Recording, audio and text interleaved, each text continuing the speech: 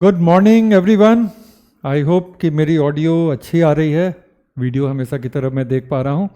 अभी आप लोगों का चैट आना शुरू नहीं हुआ है, वो भी मेरे सामने आ जाएगा। Good morning.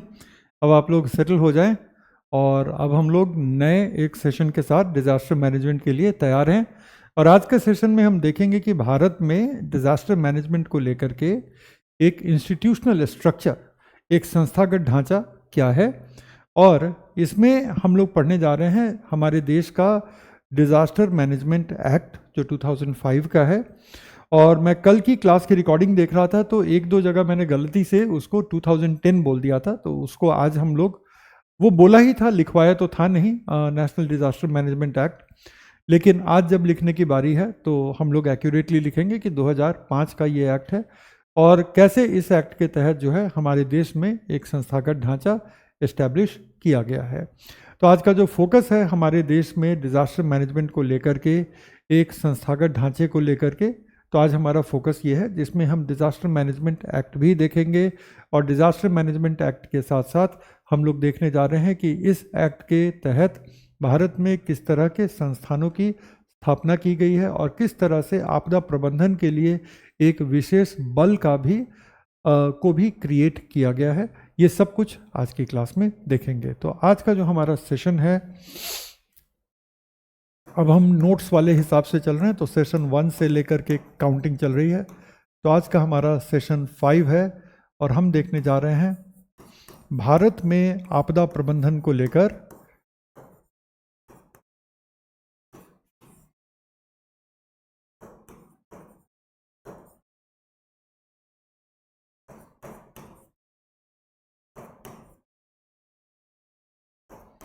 लेकर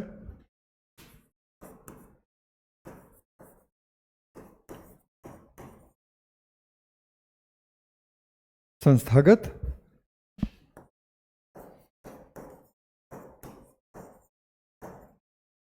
उसकी कैसे आयोजना की गई है, कैसे उसको प्लान की गई है, वो चीज़ है।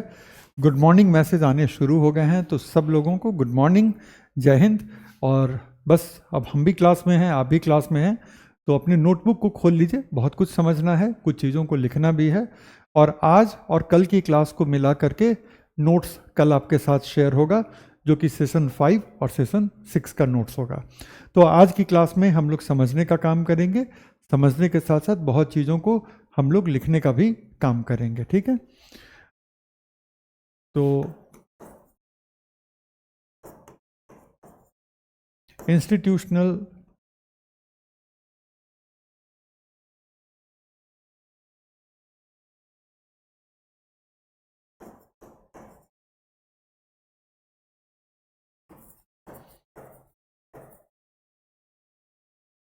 Organisation for disaster management in India.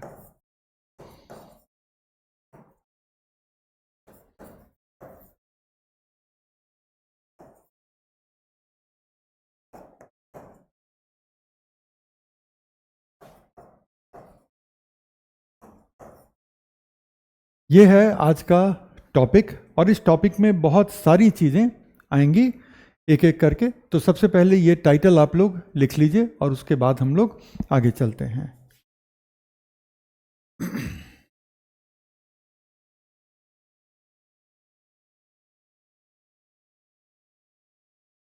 तो आई होप कि आप लोग लिख चुके हैं और शुरू करते हैं। और इसमें हम लोग अगर इसको कॉन्सेप्चुअली अगर बांटा जाए तो 3 हिस्सों में इसको बांटा जा सकता है। जो पहला हिस्सा है वो है एक राष्ट्रीय अधिनियम, और वो राष्ट्रीय अधिनियम क्या है? डिजास्टर मैनेजमेंट एक्ट, आपदा प्रबंधन अधिनियम 2005। इस अधिनियम के अलावा हमारे देश में नीति, कार्य योजना और दिशा निर्देशों का एक स्पष्ट सिस्टम है, एक स्पष्ट उसकी प्रणाली है, उसको भी आज हम लोग देखेंगे। तो सबसे पहली बात कि राष्ट्रीय आपदा प्रबंधन नीति जो कि 2009 में लाई गई। फिर राष्ट्रीय आपदा प्रबंधन कार्य योजना, इसको हमने 2016 में लाया और इसकी हमने अपडेशन की, इसको हमने अद्यतन बनाया 2019 में। तो वो राष्ट्रीय आपदा प्रबंधन कार्य योजना है या नेशनल डिजास्टर मैनेजमेंट प्लान है। और तीसरा अलग अलग डिजास्टर की स्थिति को लेकर के हमारे देश में अलग अलग दिशा निर्देश समय समय पर जारी किए गए हैं। दिशा निर्देशों की बात की जाए तो दिशा निर्देश तैयार किए जाते हैं राष्ट्रीय आपदा प्रबंधन संस्थान के द्वारा, लेकिन यह राष्ट्रीय आपदा प्रबंधन संस्थान के द्वारा जारी नहीं किए जाते। तैयार उनके द्वारा किया जाता क्योंकि राष्ट्रीय आपदा प्रबंधन संस्थान जो है वो आपदा प्रबंधन के क्षेत्र में रिसर्च करता है, इस क्षेत्र में एडुकेशन को बढ़ाने की कोशिश करता है और इस क्षेत्र में कैसे अलग अलग स्टेक होल्डर को, अलग अलग स्तर पे भागीदारों को प्रशिक्षित किया जाए उसके मॉड्यूल तय करता है। लेकिन सब कुछ करने की जिम्मेदारी किसकी होती है? आपदा प्रबंधन प्राधिकरण की होती है। तो इसी तरह से अलग अलग आपदाओं जिनको लेकर के भारत में कहीं ना कहीं एक खतरा बना हुआ है, उन आपदाओं को लेकर के राष्ट्रीय आपदा प्रबंधन संस्थान ने अलग अलग दिशा निर्देश बनाए हैं, तो उन दिशा निर्देशों को भी यहाँ शामिल किया जाएगा। और लास्ट में हम देखेंगे इस दिशा में किस किस स्तर पर संगठनों की स्थापना की गई है। तो वहाँ पर हम देखेंगे कि राष्ट्रीय स्तर पर प्राधिकरण है, राज्य स्तरों पर प्राधिकरण है और जिला स्तरों पर भी प्राधिकरण है। और इसके नीचे आप देखिएगा कि म्युनिसिपल स्तर पर समिति का गठन होता है और इसी तरह से गांव के स्तर पर डिजास्टर मैनेजमेंट की समिति का गठन होता है जो जिला स्तरीय प्राधिकरण के तहत काम करती है। साथ ही साथ हमारे देश में आपदा प्रबंधन के क्षेत्र में अध्ययन को बढ़ावा देने के लिए, शोध को बढ़ावा देने के लिए और अलग अलग इंस्टीट्यूशन के साथ कोलैबोरेट करने के लिए आपदा प्रबंधन को लेकर के एक संस्थान भी है। और आपदा प्रबंधन की स्थिति, आपदा की स्थिति में समय पर और काफ़ी ट्रेन तरीके से उसमें हम हस्तक्षेप कर सकें राहत बचाव के लिए और बाद के पुनर्वास के लिए, उसके लिए हमारे देश में नेशनल डिजास्टर रिस्पांस फोर्स है और हर राज्यों के स्तर पर भी राज्य स्तरीय डिजास्टर रिस्पांस फोर्सेस की स्थापना की गई है। ठीक है, तो अब ये सारी चीज़ों को आप लोग थोड़ा सा ऐसे ऑर्गेनाइज करके देखें। एक मिनट रुक जाए, अब इसको ऐसे ऑर्गेनाइज करके देखें कि इसको हम 3 हिस्से में बांट सकते हैं। पहला हिस्सा है अधिनियम, तो अधिनियम तो एक ही है। दूसरा हिस्सा है नीति, कार्य योजना और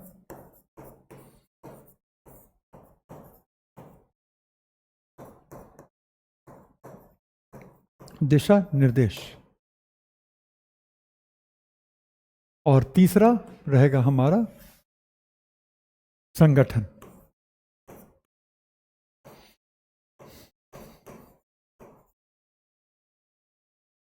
ये 3 हैं जिनको हम कह सकते हैं कि हमारे देश में आपदा प्रबंधन को लेकर के एक संरचनात्मक संगठन जो देखने को मिलता है, एक प्रॉपर संस्थागत अप्रोच देखने को मिलता है।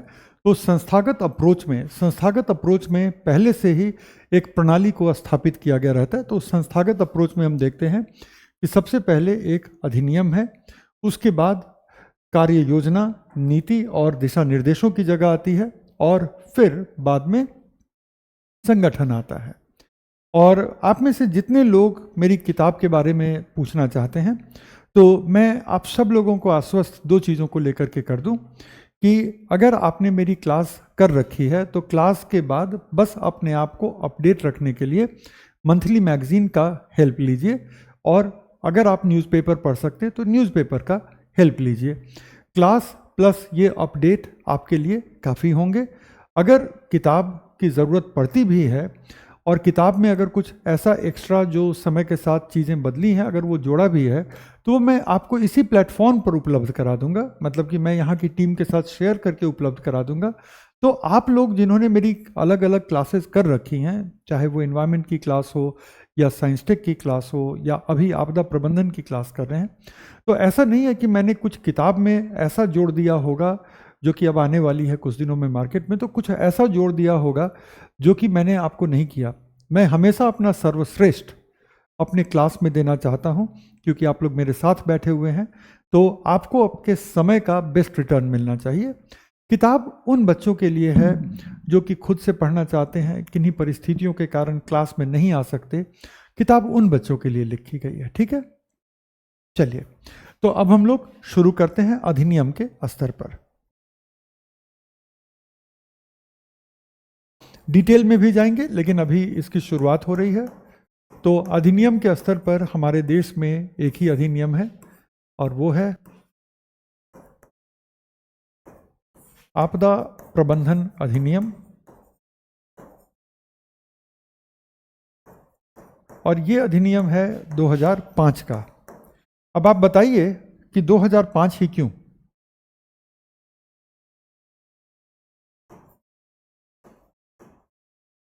ऐसा क्या ट्रिगर था जिसकी वजह से 2005 में हम लोग आपदा प्रबंधन के एक अधिनियम को लेकर के हमें बहुत ज़्यादा ज़रूरत पड़ी?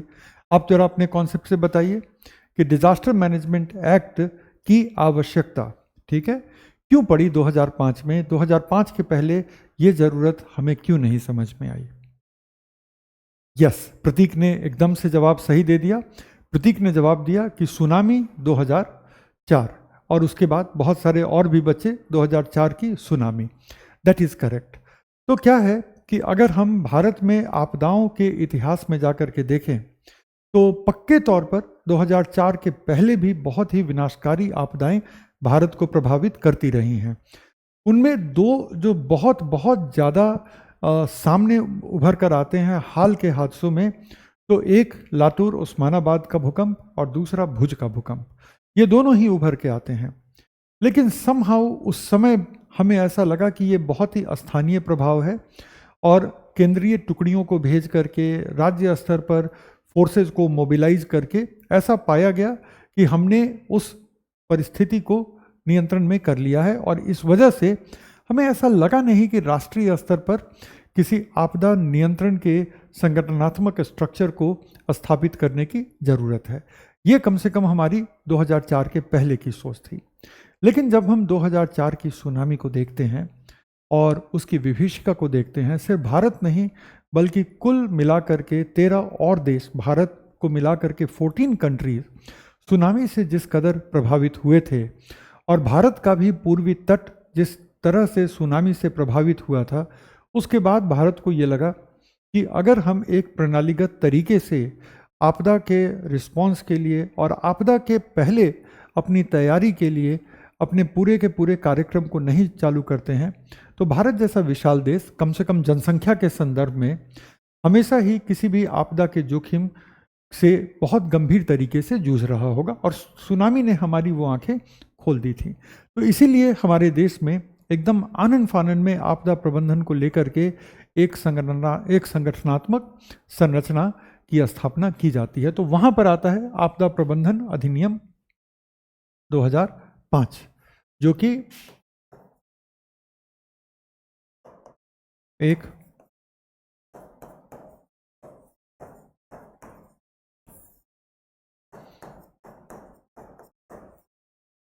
प्रणालीगत राष्ट्रीय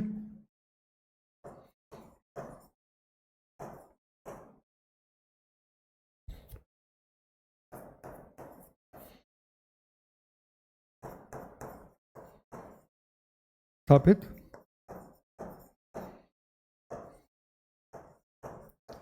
और सिर्फ संरचना को ही नहीं स्थापित करता, बल्कि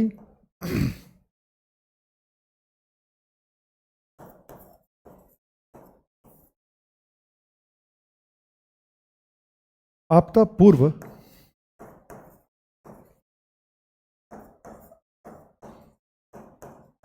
क्षमता विकास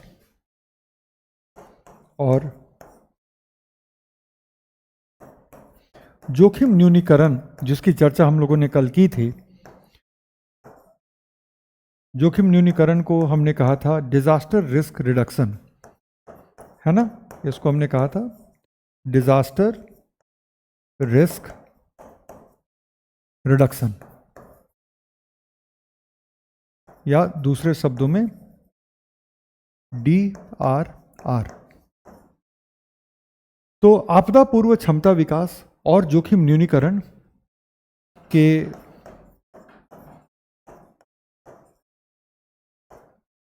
मॉडल को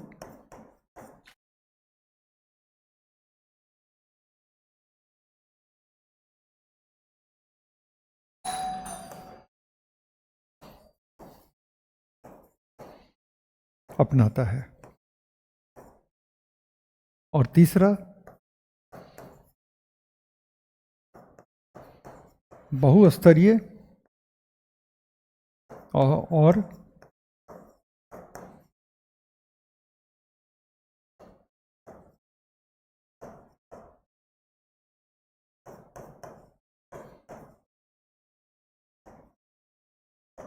बहुस्तरीय और बहुसंस्थानिक अप्रोच है।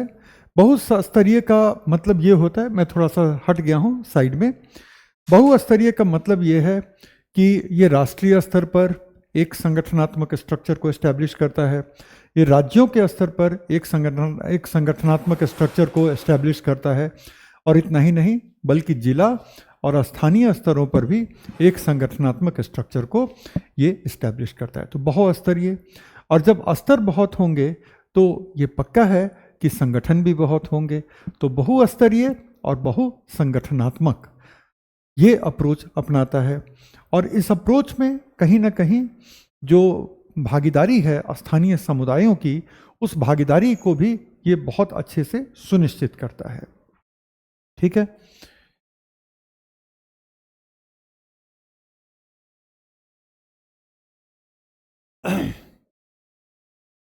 ये अच्छा, आप लोगों ने लिख लिया, ठीक है। अच्छा, चैट में कुछ और ही चल रहा है।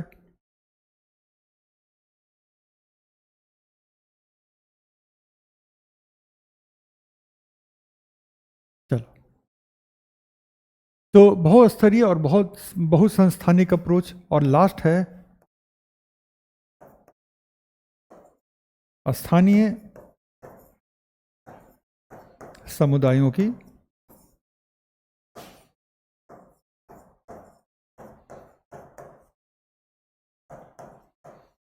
भागीदारी सुनिश्चित करते हुए।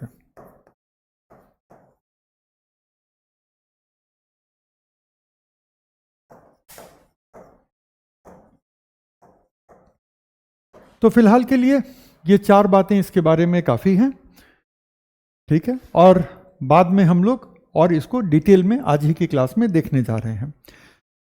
जोखिम न्यूनीकरण, अनिल आपने पूछा है, लेकिन कल की क्लास तो हम लोग जोखिम न्यूनीकरण पे ही कर रहे थे। तो अगर आपने कल की क्लास नहीं की है तो प्लीज़ कल की क्लास को कीजिए, क्योंकि जोखिम न्यूनीकरण पे ही हमारा पूरा फर्स्ट हाफ कल दिया गया था। कल की क्लास के साथ जो मटेरियल भी गया है उसमें भी जोखिम न्यूनीकरण, आपदा जोखिम न्यूनीकरण की लंबी चर्चा है। तो कल की क्लास भी अटेंड कीजिए, और साथ ही साथ जो है कल के नोट्स को भी आप जरूर से देखिएगा, ठीक है।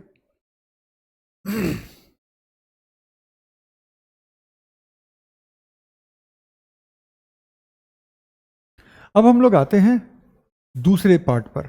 दूसरा पार्ट है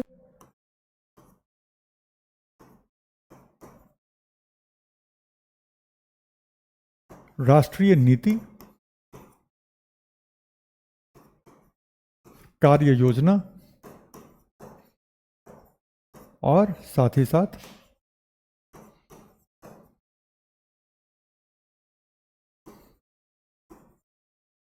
दिशा निर्देश। अगर इन तीनों की बात की जाए तो जाहिर है कि 3 पार्ट हो गए। सबसे पहले है राष्ट्रीय नीति।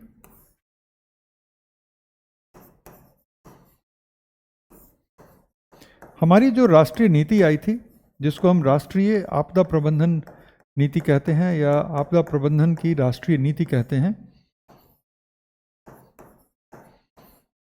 ये 2009 में आई थी, और ये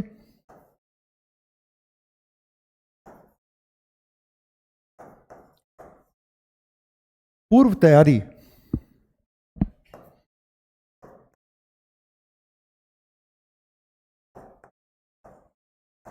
और बहुपक्षीय भागीदारी प्लस डिजास्टर रिस्क रिडक्शन पर इसका बल है। पूर्व तैयारी का मतलब है कि किसी भी आपदा के घटित होने के पहले, इसके पहले कि वो आपदा बन जाए, हमारा समुदाय तैयार होना चाहिए।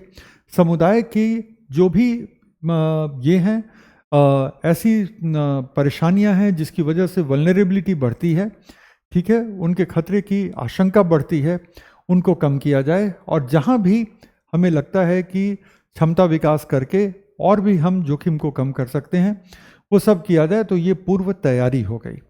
पूर्व तैयारी के साथ साथ ये भी समझा गया कि इसमें बहुपक्षीय भागीदारी का होना बहुत ज़रूरी है। सबसे निचले स्तर पर स्थानीय समुदाय की भागीदारी का होना ज़रूरी है। फिर उसके बाद स्थानीय स्तर पर जो डॉक्टर हैं, जो हॉस्पिटल है, स्थानीय स्तर पर जो पुलिस की व्यवस्था है, स्थानीय स्तर पर आसपास में अगर सेना या अर्धसैनिक बलों की कोई तैनाती है, तो उनका ऐसे स्तर से प्रशिक्षण हो कि वो किसी भी इस तरह के खतरे की घटना के घटित होते ही सक्रिय हो जाएं और कहीं ना कहीं इस खतरे को आपदा में बदलने से जहां तक हो सके उसको रोका जा सके। ठीक है, उसके बाद जो है बहुपक्षीय भागीदारी हो गई। और तीसरा है disaster risk reduction. Disaster risk reduction का मतलब है कि जो भी डिजास्टर का रिस्क है उसको हर तरह के कोशिश के साथ उसको हम रिड्यूस कर सकें, उसको हम कम कर सकें। तो इसी को हम कहते हैं कि डिजास्टर रिस्क रिडक्शन पे बल है। पहले की तैयारी, मतलब कि हम प्रतिक्रियात्मक सोच, रिएक्टिव थॉट के बदले हम ऐसे सोचें कि हम डिजास्टर के पहले किस तरह से रेडी हैं कि डिजास्टर का इम्पैक्ट ही कम से कम हो। ठीक है, उसके बाद हम आते हैं, और ये राष्ट्रीय नीति जो है वो 2009 की है। उसके बाद हम आते हैं नेशनल डिजास्टर मैनेजमेंट प्लान, राष्ट्रीय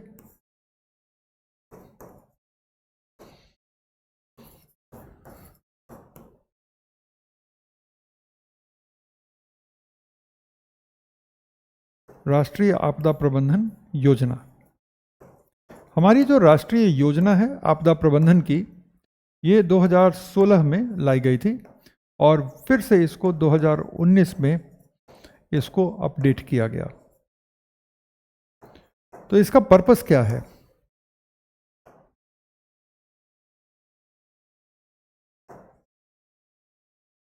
इसका पर्पस है कि हमारी जो राष्ट्रीय नीति है आपदा प्रबंधन को लेकर के, उस राष्ट्रीय नीति को कैसे लागू किया जाए। क्योंकि राष्ट्रीय जो पॉलिसी है हमारी, उस पॉलिसी में बहुत सारी ऐसी बातें की गई हैं कि हमको ये चीज़ अचीव करना है, हमको ये चीज़ अचीव करना है। लेकिन जब तक कि किसी भी चीज़ का एक प्रॉपर वर्किंग प्लान आपके पास नहीं होता है, आपके लिए बहुत ही मुश्किल होगा उन नीति के ऑब्जेक्टिव्स को, उस नेशनल पॉलिसी के ऑब्जेक्टिव्स को पूरी तरीके से मीट कर पाना। तो इसलिए एक कार्य योजना बनी जिसको हम कहते हैं राष्ट्रीय आपदा प्रबंधन योजना, और इसको समय समय पर अपडेट भी किया गया है। उसके बाद हम लास्टली आ जाते हैं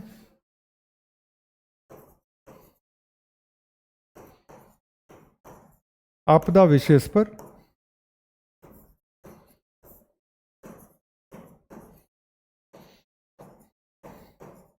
दिशा निर्देश।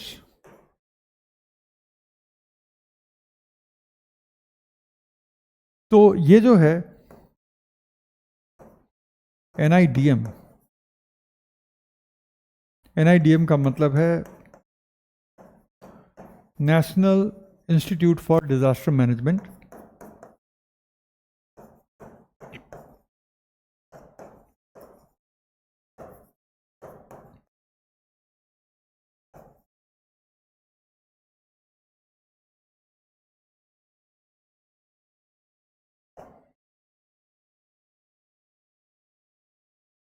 और हिंदी में अगर आप इसको लिखेंगे तो आप इसको लिखेंगे राष्ट्रीय आपदा प्रबंधन संस्थान। ठीक है, राष्ट्रीय आपदा प्रबंधन संस्थान। तो ये जो राष्ट्रीय आपदा प्रबंधन संस्थान है, इसके द्वारा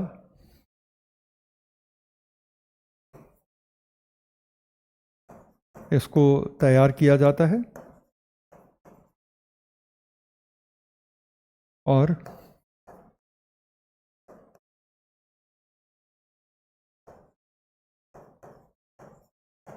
राष्ट्रीय आपदा प्रबंधन प्राधिकरण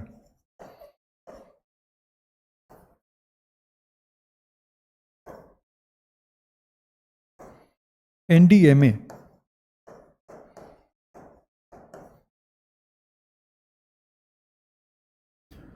के द्वारा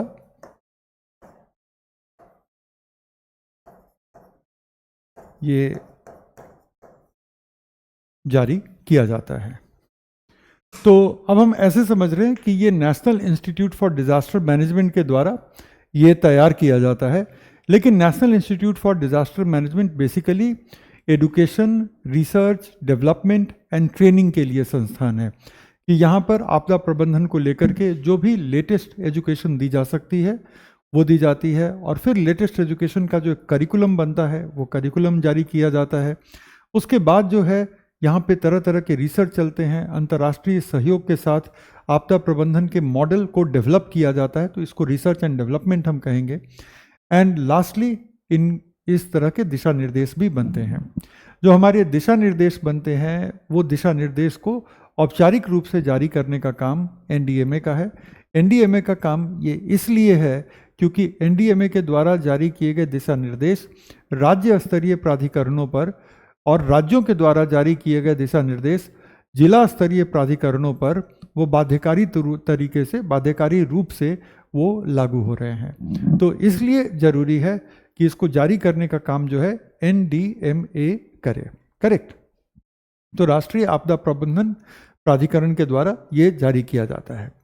तो ये हो गई बात हमारे राष्ट्रीय नीति, कार्य योजना और दिशा निर्देश पर। और अलग अलग जब आपदाओं के बारे में हम पढ़ेंगे तो उनके अलग अलग दिशा निर्देशों के बारे में भी हम लोग पढ़ लेंगे, है ना, कि इसको लेकर के राष्ट्रीय दिशा निर्देश क्या कहते हैं। अब हम आ जाते हैं तीसरे आयाम पर, जो कि है संस्थान या संगठन।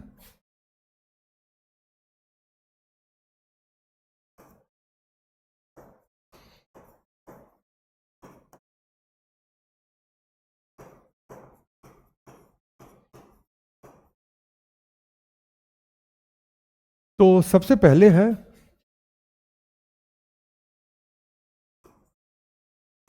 तीन स्तरीय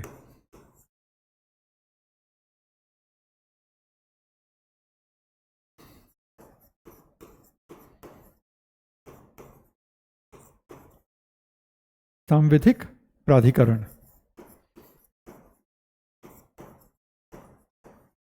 मतलब 3 लेवल्स ऑफ स्टैट्यूटरी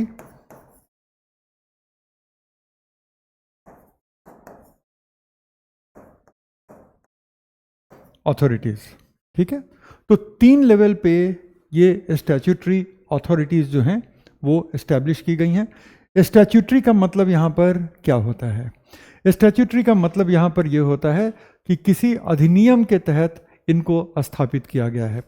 जब भी किसी भी संगठन को स्थापित करने के पहले किसी अधिनियम को पास किया जाए और उस अधिनियम के प्रावधानों के तहत अगर किसी संगठन को स्थापित किया जा रहा है तो उसको हम सांविधिक संगठन कहते हैं, कि विधि के द्वारा स्थापित जो भी रूल्स थे उसके तहत इसको स्थापित किया जा रहा है, और इंग्लिश में इसी को हम स्टैट्यूटरी बॉडी कहते हैं। इन्वायरमेंट में अगर आप याद करिएगा तो हमारे वाइल्ड लाइफ प्रोटेक्शन एक्ट के तहत नेशनल टाइगर कंजर्वेशन अथॉरिटी का गठन किया गया था, तो वो भी एक तरह का स्टैट्यूटरी बॉडी है के रूप में देखा जाएगा, वो भी स्टैट्यूटरी बॉडी में आएगा। तो 3 स्तरीय सांविधिक प्राधिकरण हो गए। उसके बाद जो हम देखते हैं कि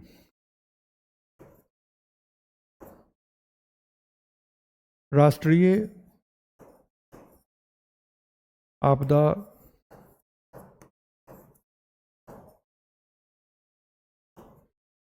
प्रबंधन संस्थान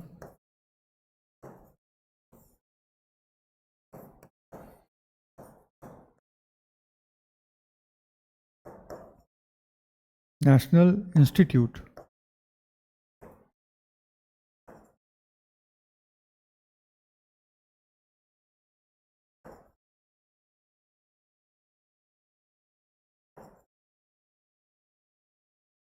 फॉर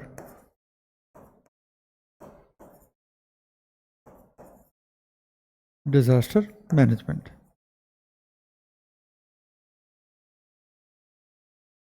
शॉर्ट में इसको कहते हैं NIDM।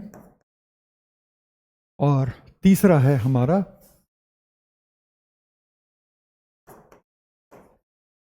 दो स्तरों के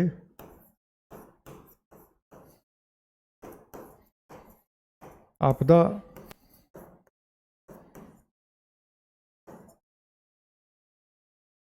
प्रबंधन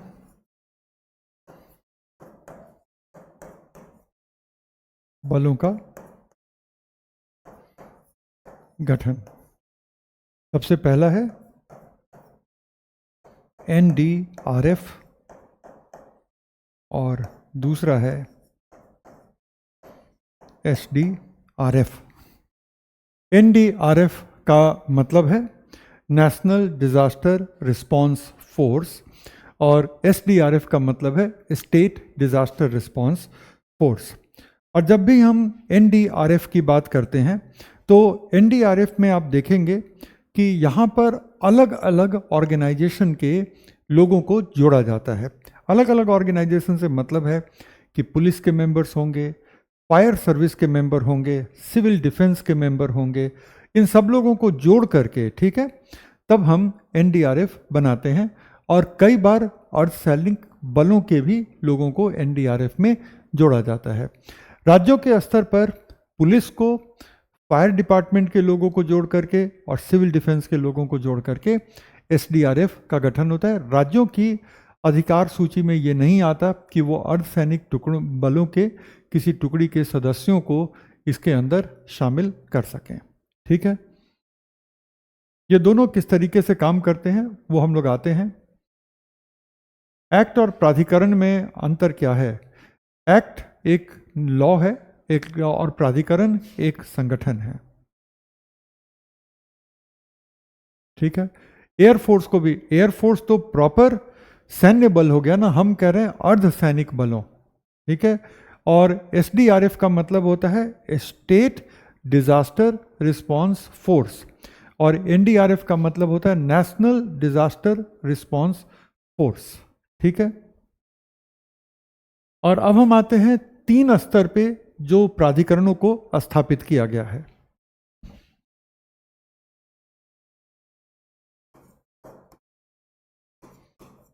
तीन स्तरों के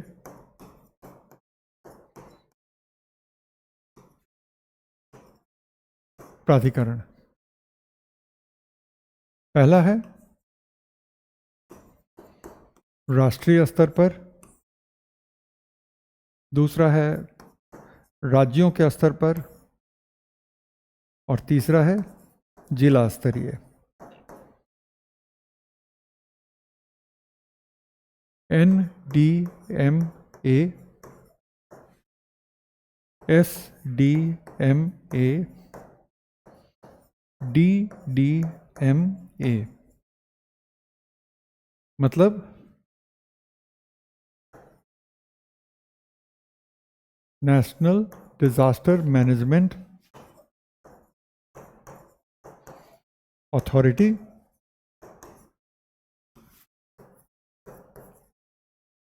state disaster management authority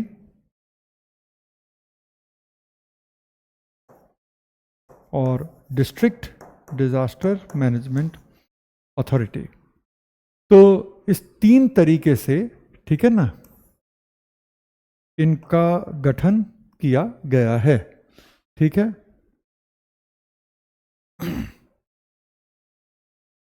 in 3 स्तरों पर।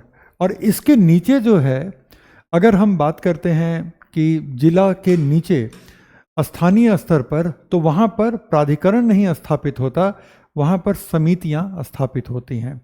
जो जिला स्तर के नीचे म्यूनिसिपल लेवल पर समितियाँ स्थापित होती हैं, जिनको हम सामान्यतः नगर आपदा प्रबंधन समिति कहते हैं, और वो नगर की म्यूनिसिपैलिटी के लेवल पर होते हैं। और ग्राम पंचायत के लेवल पर हम कहते हैं ग्राम आपदा प्रबंधन समिति। तो इसके नीचे जो है,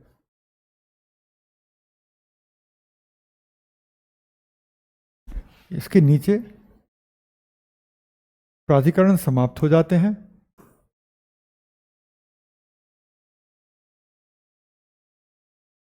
यहाँ पर आकर के प्राधिकरण समाप्त हो गए और शुरू हो जाता है फिर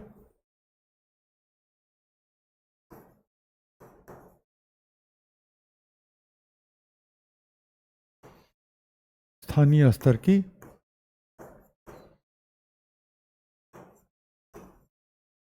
समितियां।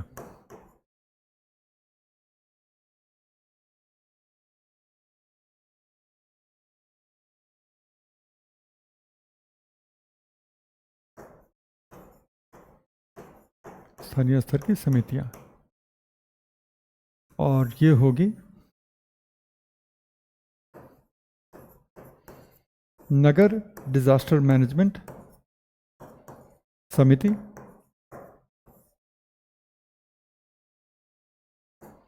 और ग्राम डिजास्टर मैनेजमेंट समिति। समिति का मतलब कमिटी होता है।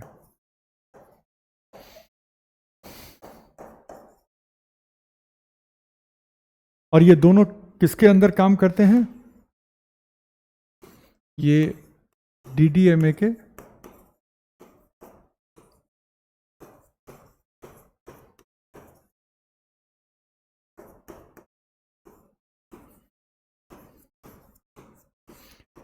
अंतर्गत काम करते हैं। और नगर की जो ये कमिटी होती है ये म्युनिसिपल स्तर पर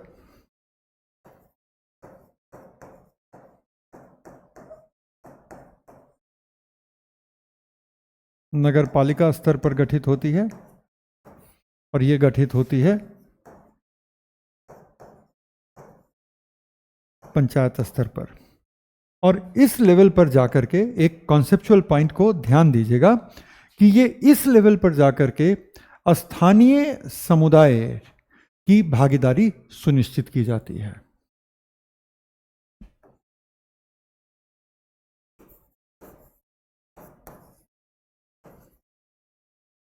यहां पर स्थानीय समुदाय की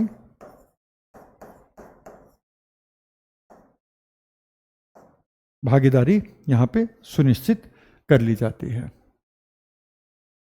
क्लियर है? आप लोग इसको लिख लें, उसके बाद फिर हम लोग आगे चलते हैं।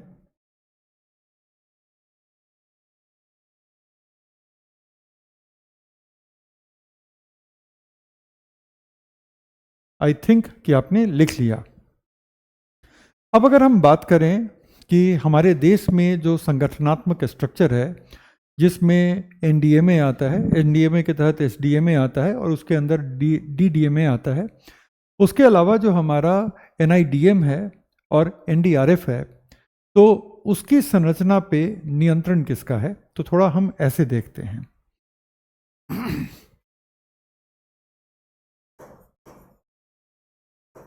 केंद्र सरकार,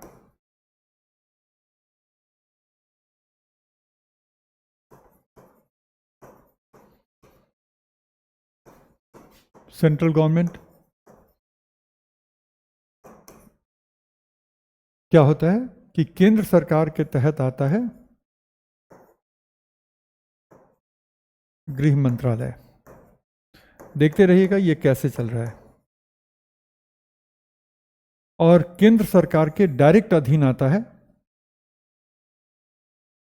इसको इस तरफ नहीं लिख करके मैं इस तरफ ले रहा हूं, केंद्र सरकार के डायरेक्ट अधीन आता है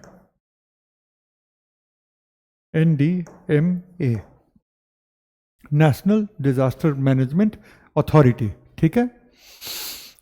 अब अगर आप देखो तो गृह मंत्रालय के तहत पूरी तरह से आ जाता है हमारा NDRF, national disaster response force जो है वो पूरी तरह से गृह मंत्रालय के अंतर्गत आ जाएगा। एक सेकंड रुकिएगा।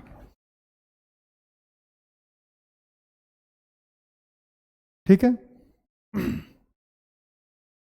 और इसी NDRF पे आप देखेंगे कि नियंत्रण जो है वो हमारे NDMA का भी है, क्योंकि NDMA तय कर सकता है कि ये NDRF के बलों की तैनाती कहाँ पर और किन परिस्थितियों में करनी है। तो ये तय करने का काम कौन करेगा? एनडीएमए करेगा।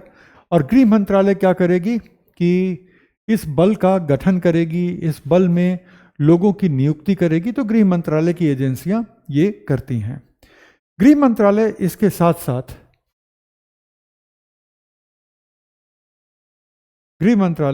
साथ साथ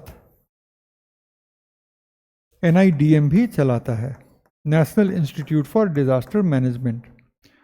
और एनआईडीएम के काम में कहीं भी एनडीएमए का डायरेक्ट दखल नहीं है, ठीक है।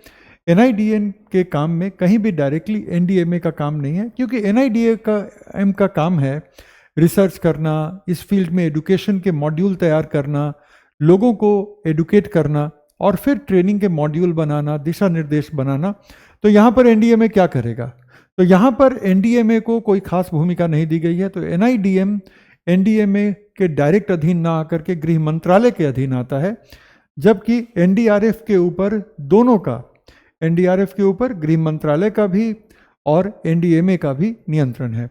दूसरी तरफ देखने की जरूरत यह है कि हमारा जो एनडीएमए है इसके ऊपर प्रत्यक्ष रूप से गृह मंत्रालय का नियंत्रण नहीं है, ठीक है। इसके ऊपर गृह मंत्रालय का कोई नियंत्रण नहीं है।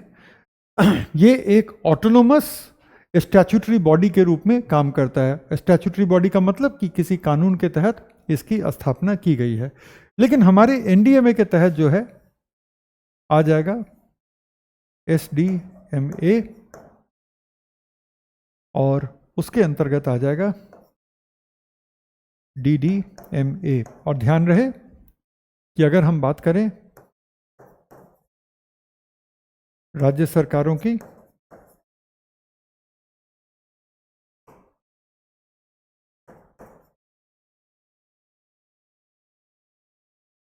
तो राज्य सरकार का भी दखल जो है वो एसडीएमए पर जरूर होगा, ठीक है। राज्य सरकार का भी दखल एसडीएमए पर होगा और एसडीएमए के ऊपर एनडीएमए का भी नियंत्रण होता है। और उसके तहत जो है डीडीएमए आएगा। अब डीडीएमए पर नियंत्रण के लिए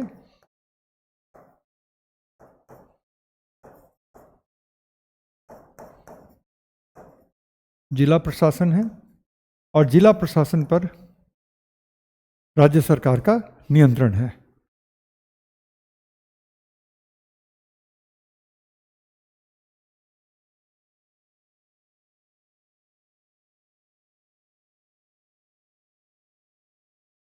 अनुराग कह रहे हैं कि डबल साउंड आ रही है।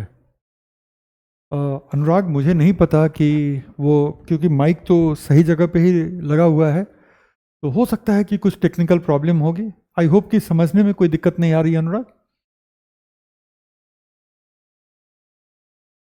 डन, चलो। अच्छा, एक बैच में बहुत सारी इधर उधर लड़ाइयाँ चल रही हैं, तो प्लीज़ आप लोग क्लास में बैठ के ना करें। अगर यही सब काम करना है तो क्लास आने की ज़रूरत ही नहीं है। उसके लिए तो हमारे आसपास के भी स्टूडेंट लोग काफ़ी हैं जिनसे हम लोग लड़ सकते हैं, है ना। ऑनलाइन लड़ने में क्या मज़ा है? लड़ाई करनी है जाओ बाहर खुल के करो, क्लास में कहाँ टाइम वेस्ट कर रहे हो, है कि नहीं। ऑनलाइन लड़ाई तो सुविधाजनक लड़ाई हो गई कि लड़ाई भी हो गई, कुछ खरोच भी नहीं आई। लड़ाई करने का मन है तो जो घमासान ऑनलाइन मचा रहे हो ऑफलाइन मचाओ, घर के बाहर निकलो। 11 से 12 क्लास करके कोई फायदा तो है नहीं, है ना। तो जितने लोगों को लड़ाई करने की तबीयत हो रही है, आप लोग एकदम आराम से, मेरी तरफ से कोई दबाव नहीं है, आराम से क्लास छोड़ दीजिए, जाइए बाहर, खोजिए किसी से लड़ने के लिए, है ना। और लड़िए जम करके। ऑनलाइन लड़ने में मज़ा ही नहीं है, बिल्कुल नहीं है। मतलब मैं क्या बताऊं। अच्छा, लास्ट में आ जाइए कि अगर हम बात करते हैं कि हमारे स्टेट का जो डिज़ास्टर रिस्पांस फोर्स है एसडीआरएफ जो है वो किसके नियंत्रण में आएगा। तो स्टेट का डिज़ास्टर रिस्पांस फोर्स जो है वो फिर इन दोनों के नियंत्रण में आएगा, राज्य सरकार के नियंत्रण में भी आएगा और साथ ही साथ एसडीएमए के भी नियंत्रण में आएगा, है ना। ऑनलाइन का ज़माना है सर जी, अरे सब कुछ ऑनलाइन कहाँ होता है ना। तो लड़ने में जो ऑफलाइन मज़ा है, अगर सही में लड़ने का जज्बा है तो तो वो कहाँ है ऑनलाइन में? चलिए, तो राज्य सरकारों से एक लाइन लेकर के हम लोग चलते हैं।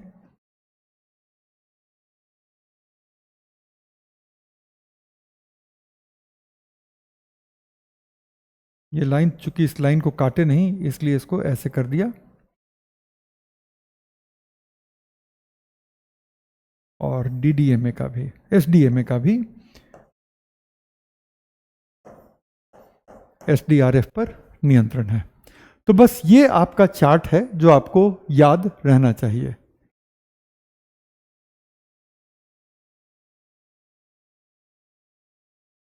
डन। तो अब आप ऐसे समझिए कि केंद्र सरकार के अंतर्गत आएगा केंद्रीय गृह मंत्रालय, और केंद्रीय गृह मंत्रालय एनडीआरएफ में कार्मिकों की नियुक्ति करेगा, एनडीआरएफ की अलग अलग टुकड़ियां बनाएगा, और उसकी तैनाती में, ठीक है ना, उसकी तैनाती में एनडीएमए भी गृह मंत्रालय को सलाह देगा कि कैसे इसकी तैनाती कब, कहां, किन परिस्थितियों में की जाए। तो कुछ हद तक एनडीआरएफ पर एनडीएमए का भी अधिकार होता है। गृह मंत्रालय के तहत ये रिसर्च, डेवलपमेंट, एजुकेशन, ट्रेनिंग के लिए जो ऑर्गेनाइजेशन है वो क्या है? वो है एनआईडीएम। वो डायरेक्ट गृह मंत्रालय के तहत आता है और उस पर हमारे एनडीएमए का कोई भी खास अधिकार क्षेत्र नहीं बनता। फिर हम आ जाते हैं राज्य के स्तरों पर। तो राज्य के स्तरों पर सबसे पहले जो शीर्षस्थ प्राधिकरण होता है, जो सबसे टॉप पर जो प्राधिकरण होता है, उसी को हम कहते हैं स्टेट डिजास्टर मैनेजमेंट अथॉरिटी या राज्य स्तरीय आपदा प्रबंधन प्राधिकरण। उस पर पहला अधिकार जो है वो होगा हमारे राज्य सरकार का, और दूसरा अधिकार होगा केंद्रीय डिजास्टर मैनेजमेंट अथॉरिटी, केंद्रीय आपदा प्रबंधन अथॉरिटी का अधिकार होगा। ठीक है, ये दोनों जो हैं साथ में, राज्य सरकार और एसडीएमए दोनों ही साथ में एसडीआरएफ पर नियंत्रण रखते हैं। तो राज्य सरकार फिर से एसडीआरएफ का गठन करती है, एसडीआरएफ की टुकड़ियों का गठन करती है, इसमें कार्मिकों की नियुक्ति करती है राज्य सरकार, और इसकी तैनाती कहाँ पर हो, किन परिस्थितियों में और कब हो, और कितनी टुकड़ियों की ज़रूरत है, तो वहाँ पर एसडीआरएफ का रोल आ जाता है। फिर हम आते हैं कि राज्य सरकारों के अधीनस्थ जिला प्रशासन भी आता है, और जिला प्रशासन का नियंत्रण होता है हमारे डिस्ट्रिक्ट डिजास्टर मैनेजमेंट अथॉरिटी पे। लेकिन हमारा district disaster management authority state disaster management authority के भी अंतर्गत आएगा, तो उस पर भी डबल कंट्रोल रहता है। और हमारा जो डिस्ट्रिक्ट डिजास्टर मैनेजमेंट अथॉरिटी है उसके तहत जो है वो कमिटीज़ आ जाएंगी, जो हमने पहले देखा है। जो कमिटी का मतलब है कि म्यूनिसिपल लेवल कमिटी, जिसको हम कहते हैं टाउन डिजास्टर मैनेजमेंट कमिटी, और जो दूसरा है वो है village disaster management committee, VDMC and TDMC. तो इसके तहत क्या आएगा? डीडीएमए के तहत village disaster management committee and town disaster management committee. तो ये पूरा का पूरा स्ट्रक्चर और किस पे किसका अधिकार है, ठीक है, किस पर किसका अधिकार है, वो चीज हमने यहां पर समझ ली है। करेक्ट। इसके अलावा एक चीज जो हमें समझने की जरूरत है वो ये है कि राष्ट्रीय स्तर पर, ठीक है, राष्ट्रीय स्तर पर एक और चीज जो किया गया है वो ये है कि अलग अलग आपदाओं की स्थिति में, ठीक है, अलग अलग आपदाओं की स्थिति में कुछ खास मंत्रालयों को भी शामिल किया जाएगा। बल्कि उन आपदाओं के लिए कुछ खास मंत्रालय होंगे जिनको कि नोडल मिनिस्ट्री का दर्जा दिया जाएगा। नोडल मंत्रालय से हमारा मतलब यहाँ पर यह बनता है कि अगर वैसी आपदा आएगी तो उस आपदा की स्थिति में कोऑर्डिनेशन का काम जो है वो नोडल मंत्रालय करेगी। कोऑर्डिनेशन का मतलब है कि कैसे एनडीएमए को शामिल करना है, कैसे हमें आपदा स्थल पर कार्मिकों को पहुंचाना है, और किस तरह की सूचना प्रसारित करनी है। तो वहाँ पर उस विशेष मंत्रालय की भूमिका बढ़ जाती है। तो हमारे कंट्री में एक इसको लेकर के नोडल मिनिस्ट्री, नोडल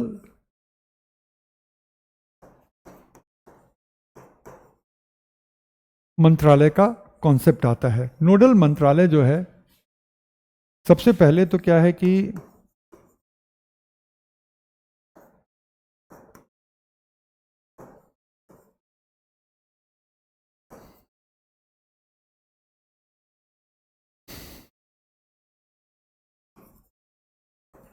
आपदा प्रबंधन पर मुख्य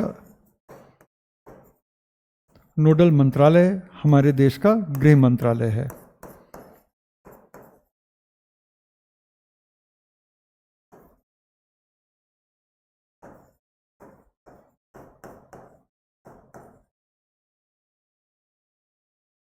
लेकिन कुछ विशेष परिस्थितियों में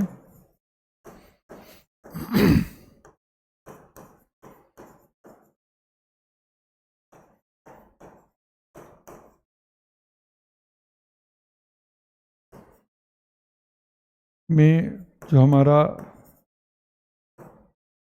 नोडल मंत्रालय होगा वो अलग हो जाएंगे।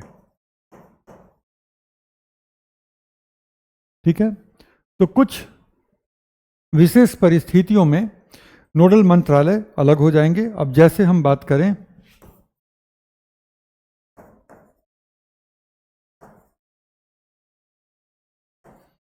वायु दुर्घटना की,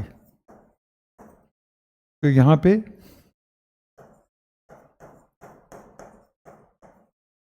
नागरिक उड्डयन मंत्रालय जो है हमारा, वो आ जाएगा मिनिस्ट्री ऑफ सिविल एविएशन।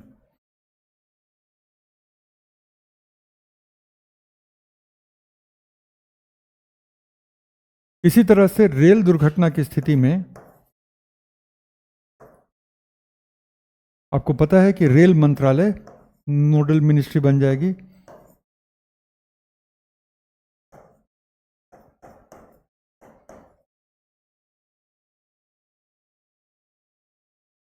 अगर इसी तरह से अगर हम सूखे की बात करें तो वहां पर जो है मिनिस्ट्री ऑफ एग्रीकल्चर, कृषि मंत्रालय की प्राथमिक भूमिका हो जाएगी।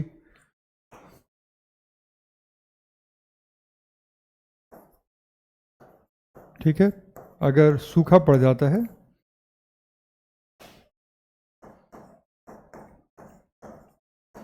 कृषि मंत्रालय, और अगर बाढ़ आती है तब यहां पर हम देखते हैं कि जल शक्ति मंत्रालय, और ऐसे बहुत सारे और भी मंत्रालय हैं जो अलग अलग आपदा की स्थिति में उनको नोडल मिनिस्ट्री की भूमिका दे दी जाती है, क्योंकि इनके पास एक विशेषज्ञता होती है कि वो उस तरह के सिचुएशन से निपट सकें। ठीक है, क्लास नोट डिक्टेट इसलिए नहीं कर रहा हूं क्योंकि सारा कुछ फिर से नोट्स में इसी ऑर्डर में तो दिया ही हुआ है, और वो भी मैंने ही बनाया है ना। तो जानबूझ करके दोनों के स्ट्रक्चर के बीच में मैं कोई अंतर नहीं रख रहा हूं कि जैसे मेरे पीडीएफ आपके पास जा रहे हैं तो पीडीएफ जिस ऑर्डर में दिया हुआ है उसी ऑर्डर में मैं क्लास में भी करा रहा हूं कि कहीं भी आप लोगों को कोई डाउट ना हो। अब अनावश्यक मैं डिक्टेट करूं, आप लिखें, और वही चीज़ मैं समझा करके अगर आपको पहले से मतलब पीडीएफ फॉर्म में दे रहा हूं तो वो ज़्यादा आपके लिए बेहतर होगा, क्योंकि आपका समय बचेगा और आप क्लास के टाइम और एनर्जी का इस्तेमाल समझने में करेंगे। तो आई होप कि यहाँ तक चीज़ें हमें जो है अच्छे से समझ में आ गई। अब हम आते हैं एक लास्ट कॉन्सेप्ट पर, और वो है हमारे देश का डिज़ास्टर मैनेजमेंट एक्ट। तो डिज़ास्टर मैनेजमेंट एक्ट के बारे में कुछ खास बातें अब यहाँ पर हम समझ लेते हैं, और उसके बाद जो है आज का सेशन हम लोग कंप्लीट करेंगे। तो अब अगर हम आते हैं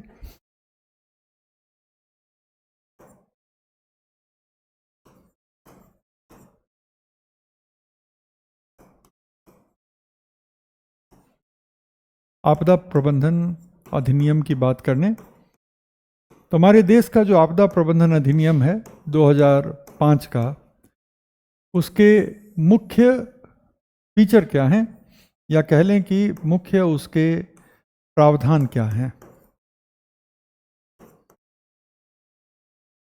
तो सबसे पहला जो इसका प्रावधान बनता है वो ये है कि ये आपदाओं को परिभाषित करता है।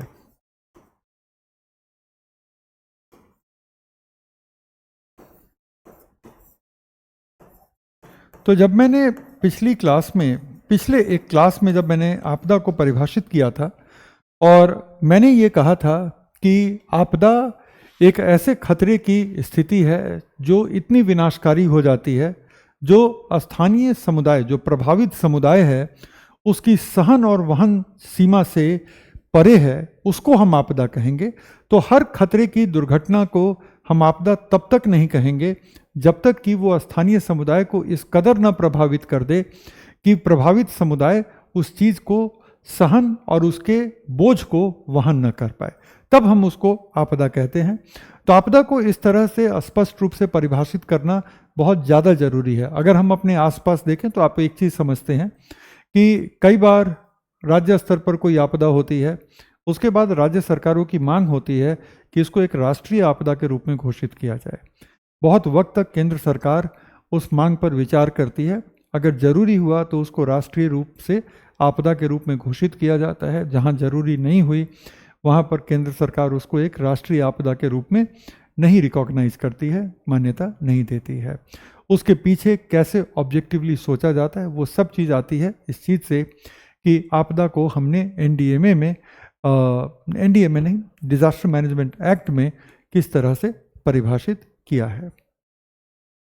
दूसरा जो ये करता है वो है कि ये एक संस्थागत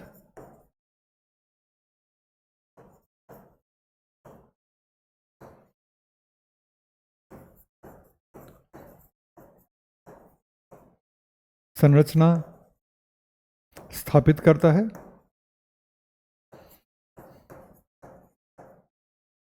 जो कि हमने देखा है अभी थोड़ी देर पहले कि एक तरफ ये एनडीएमए, एसडीएमए और डीडीएमए बना रहा है, फिर ये एनआईडीएम को एस्टैब्लिश करता है और एनडीआरएफ और एसडीआरएफ की स्थापना करता है, जिस सब की चर्चा हम लोग अभी इसी क्लास में पहले कर चुके हैं। फिर ये क्या करता है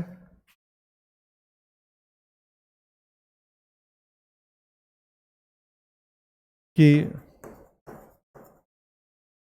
संस्थानों की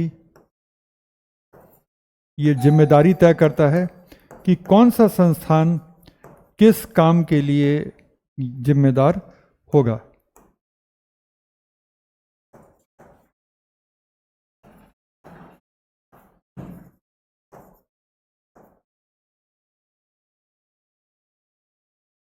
फिर है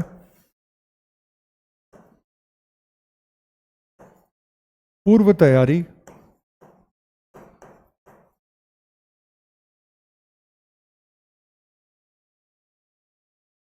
और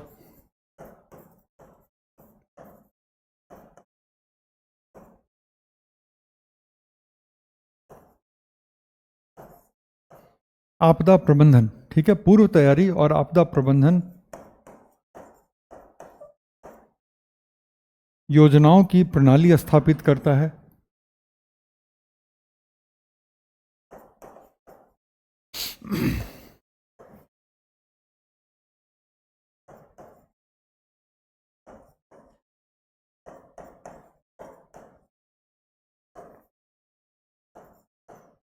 एक और पॉइंट है जो इसके नीचे लिख लीजिएगा, चूंकि जगह की कमी है। एक पॉइंट जो इसके नीचे लिखना है,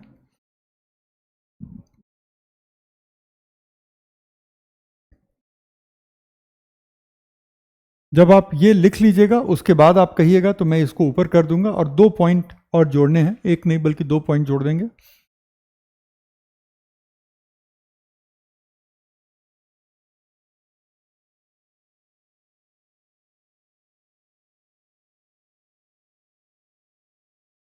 चलिए,